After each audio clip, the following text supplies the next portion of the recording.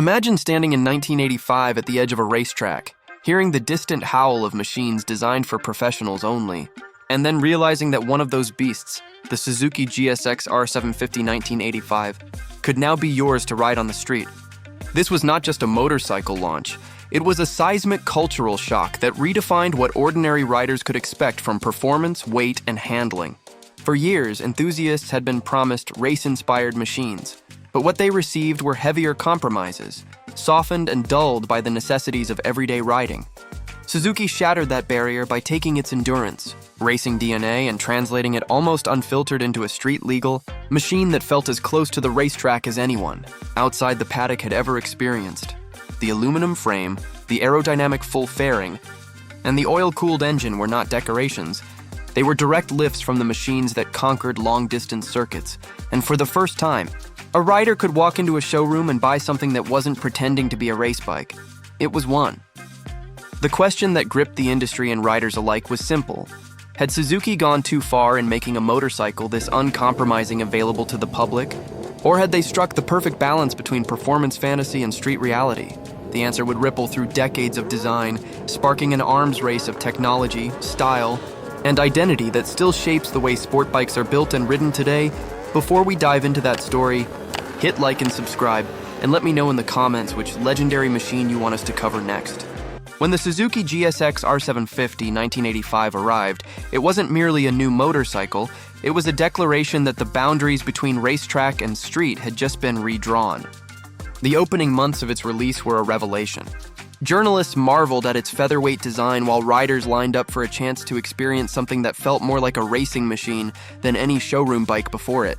The GSX-R750 1985 represented a cultural moment where expectations were rewritten, but to truly understand its significance, we need to look at the context that shaped its arrival, the choices Suzuki made, and the stories that defined its early reputation. Micro story, a lightweight revelation. Riders who swung a leg over the GSX-R750 1985 for the first time often described an almost disorienting sensation. Compared to the heavier machines they were used to, the Suzuki's aluminum frame made it feel as if the bike could be lifted off the ground with ease. On the road, this translated into agility that rivaled full-blown race machines, and it forced riders to completely recalibrate their sense of speed and handling. The impression was so strong that many early owners said they felt like privateers given access to a factory-level racer, a feeling no street bike had provided before. Context Digest: The State of Sport Bikes Before 1985. Before the GSX-R750, sport motorcycles were largely evolutions of standard road bikes. They carried race-inspired graphics and styling cues, but under the paint they were still burdened with steel frames, extra weight, and compromises for comfort. This wasn't negligence. It was the reality of building for mass-market riders. Yet enthusiasts longed for something closer to the machines they saw at endurance races, and manufacturers hesitated, fearing such a move might alienate buyers. Suzuki was the first to take the leap. Micro story, engineering against the grain. Inside Suzuki, the decision to pursue a full aluminum frame was not universally popular. It required a radical redesign and investment that some believed would never pay off. But the team insisted if the goal was to build a genuine race replica, steel would never cut it. The final product not only validated their risk, it embarrassed heavier rivals, forcing them to play catch-up in the years that followed. Engineers who had once been dismissed as dreamers became the architects of a revolution. Reflection bridge. The GSX-R750 1985 was proof that radical engineering risks could become mass-market success. Micro story. The oil-cooled gamble. One of the GSX-R750's most striking features was its oil-cooled inline-4 engine. Instead of sticking with traditional air cooling or the heavier water-cooled systems, Suzuki created a hybrid that used oil as the primary coolant. This kept weight down while allowing the engine to rev higher and sustain race-level stress. At first, skeptics worried about reliability, but the bike quickly proved itself under grueling conditions, from track days to long-distance rides. The oil-cooled heart became a symbol of Suzuki's willingness to innovate beyond conventions. Context Digest: The rise of endurance racing culture. In the early 1980s, endurance racing was gaining a cult following. Riders admired machines that could withstand 24-hour tests of speed and reliability, and these races highlighted the kind of balance that defined ultimate performance. The GSX-R750 was modeled directly on Suzuki's endurance racers, making it feel instantly familiar to fans who had followed those events. For buyers, owning one wasn't just transportation, it was a way of participating in that culture, even if only on public roads. Reflection Bridge, by tying street riders directly to the drama of endurance racing, Suzuki transformed ownership into something larger than commuting. Microstory, the fairing that changed perception. The GSX-R750's full aerodynamic fairing was more than a styling exercise. It was tested and tuned to provide genuine downforce, improve cooling, and reduce drag. For casual observers, it was the first visual cue that this bike was no ordinary street machine. Riders who tucked behind its windscreen found themselves immersed in an experience once reserved for professionals. Even the headlight design, with its endurance racer resemblance, became an instant icon. Context digest, market reaction to a game changer. Dealers struggled to keep up with demand. At a time when rival bikes emphasized broader appeal, Suzuki had delivered something unapologetically sharp-edged. Instead of deterring buyers, this attracted a new wave of enthusiasts who wanted to prove themselves capable of handling such a machine. The GSX-R750 created its own category of rider, the sport bike purist. Microstory, first taste of competition. Rival manufacturers took notice immediately. Though unnamed here, they scrambled to respond with lighter, faster machines, igniting what would soon become an arms race. Riders who had once considered loyalty to a single brand now judged everything against the standard set by Suzuki. The GSX-R750 forced an entire industry to rethink its strategy, and in that disruption lay the seeds of decades of innovation. Reflection Bridge, what began as a bold gamble, quickly turned into the benchmark every competitor had to match. Microstory, ownership at the edge. Early owners of the GSX-R750 learned that while its race-bred DNA delivered thrills, it also demanded respect. Its aggressive ergonomics and sharp handling punished the unprepared, but those who mastered it felt a bond with the machine unlike anything else. The sense of exclusivity, of riding something so close to a race bike, became a badge of honor. For many, it wasn't just about speed, but about proving themselves worthy of the machine. Context digest, cultural resonance in the mid-1980s. In an era defined by bold excess and rapid technological change, the GSX-R750 was perfectly timed. It symbolized precision in a decade of power, and it gave riders a machine that matched the energy of the times. The bike became a staple of motorcycle magazines, posters, and rider lore, further cementing its status as a cultural icon. Microstory, a privateer's dream. One lesser-known ripple effect was in Grassroots racing. Private riders who couldn't afford factory machines suddenly had a platform that could genuinely compete at amateur and semi-professional levels. The GSX-R750 blurred the line between hobbyist and competitor, democratizing racing access in a way that hadn't been possible before. For those with skill and ambition, it opened doors. The Suzuki GSX-R750 1985 had not only rewritten the expectations of what a sport bike could be, it had shifted the balance of power within motorcycling culture itself. And to grasp just how deep its influence would run, we have to explore how its design choices set off a chain reaction across the industry. The Suzuki GSX-R750 1985 was more than just a revelation. It became the trigger point for an escalation that would reshape the entire sport bike segment. By taking a no-compromise approach, Suzuki forced every other manufacturer to rethink their priorities. And the result was a fierce technological arms race that would dominate the late 1980s and beyond. What had started as one bold launch now became a standard, and in this next phase of the story, we see how the GSX-R750's DNA spread across the industry, how riders adapted, and how culture itself evolved around it. Microstory, dealers as gatekeepers. With demand far outpacing supply, Suzuki dealers in 1985 found themselves in a position of unusual power. Some prioritized their best customers, while others held waiting lists that stretched for months. This exclusivity fueled desire. The GSX-R750 became not only a performance machine, but also a status symbol. Owning one in those first 2 years wasn't just about riding, It was about belonging to an elite group who had secured access to something rare. Context digest. The benchmark shift. Before the GSX-R750, the average sport bike carried compromises that diluted its racing character. After 1985, riders judged everything by Suzuki's new yardstick: weight-to-power ratio, track-ready ergonomics, and aerodynamic efficiency. Rival machines that once felt cutting-edge suddenly seemed bloated and dated. The benchmark had shifted so dramatically that the entire marketplace had to catch up, or risk becoming irrelevant. Micro story: a rider's awakening. Consider the experience of a weekend warrior who had spent years on heavier steel-framed machines. The first ride on a GSX-R750 delivered such a jolt that many described it as a complete reset of their expectations. Cornering was no longer a battle against inertia, but a fluid, almost intuitive dance. It awakened a new type of rider identity, one who sought not just to own a motorcycle, but to master it. Reflection bridge: the GSX-R750 didn't just change bikes, it changed the people who rode them. Micro story: engineering ripple effect. Rivals scrambled to shed pounds and improve handling, but doing so often meant reinventing their entire production process. Some rushed lighter frames into production, only to discover durability issues, while others tried to imitate Suzuki's oil cooling but failed to achieve the same balance. In this chaos, Suzuki's engineers looked like visionaries. Their early risks now validated on the showroom floor and in sales charts.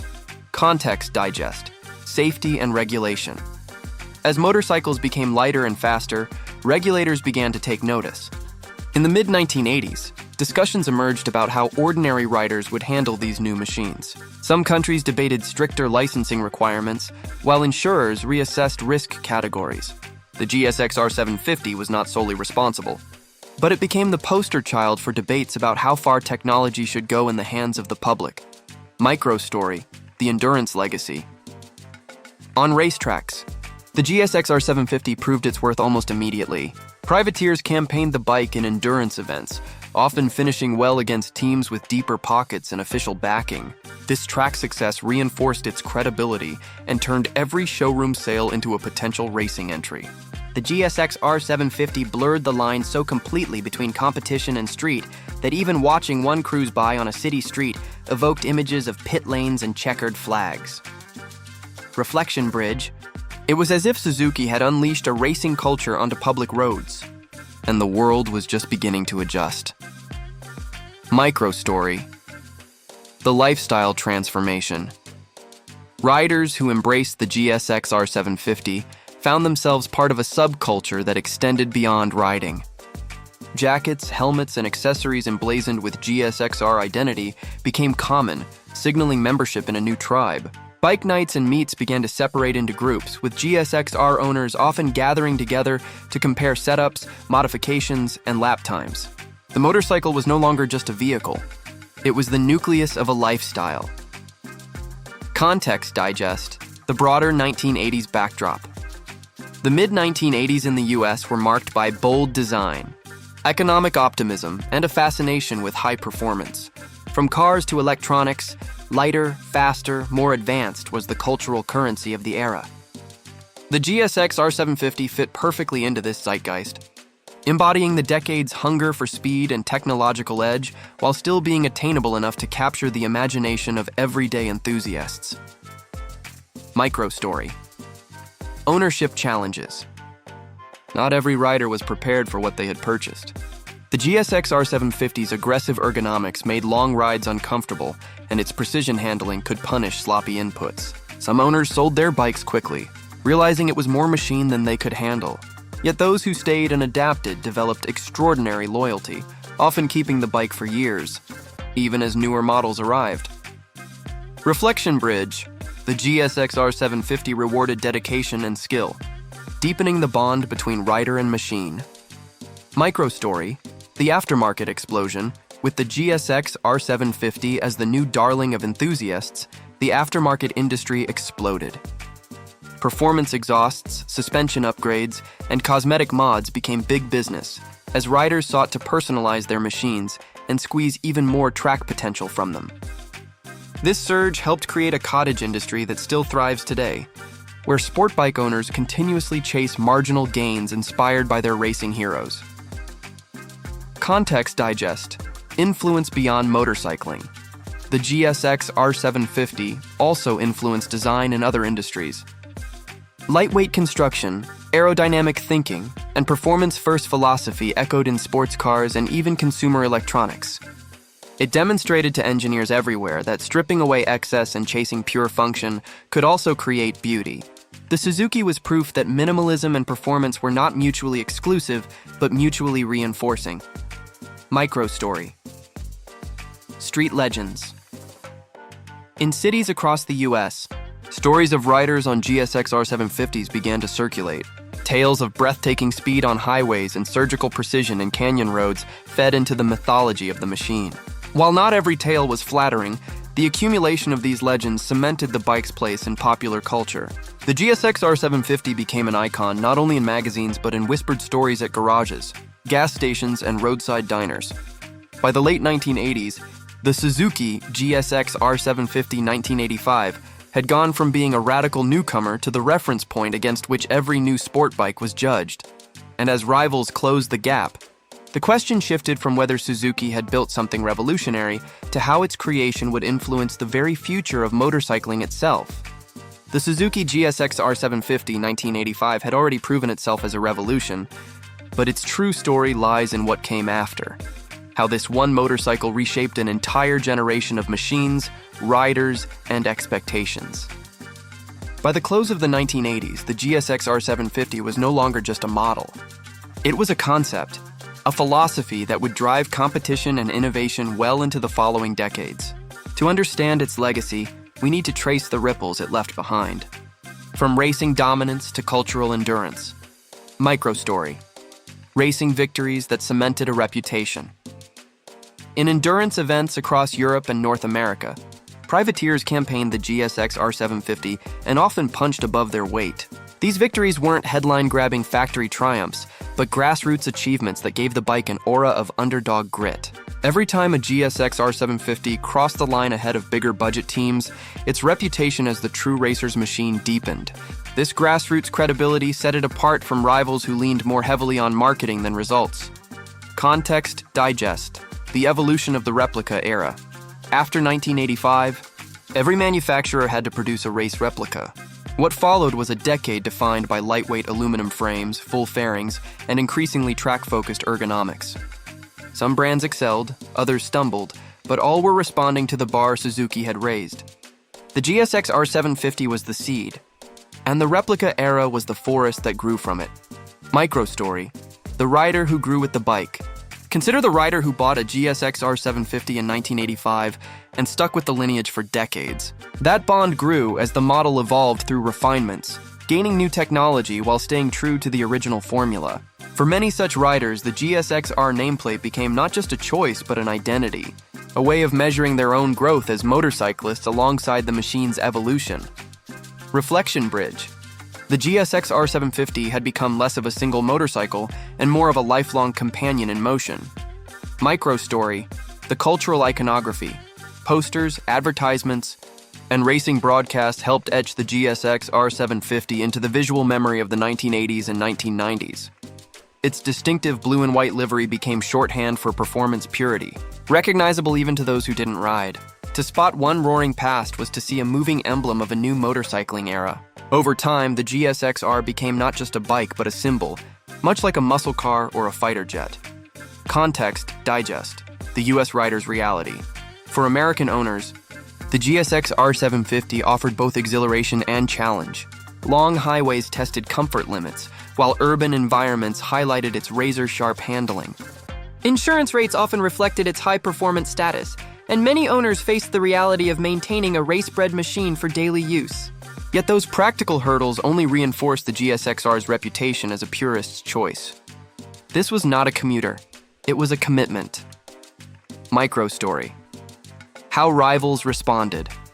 As other manufacturers rushed to match Suzuki, they introduced innovations of their own, different cooling systems, experimental chassis, and new electronics. The competition was fierce, but no matter how many breakthroughs arrived, riders and journalists measured them against the GSX-R750's original standard. The 1985 model became the yardstick by which authentic race replica was defined, a reference point for an entire era. Reflection bridge. Even as technology marched forward, the 1985 GSX-R750 remained the ghost in the room, shaping expectations long after newer models arrived. Micro-story, collector status.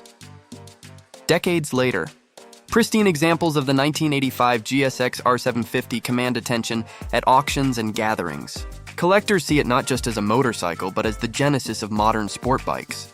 Its scarcity, combined with its historical importance, has turned it into a prized artifact of engineering boldness. Owners often describe preserving one as safeguarding a piece of cultural heritage, not merely mechanical history.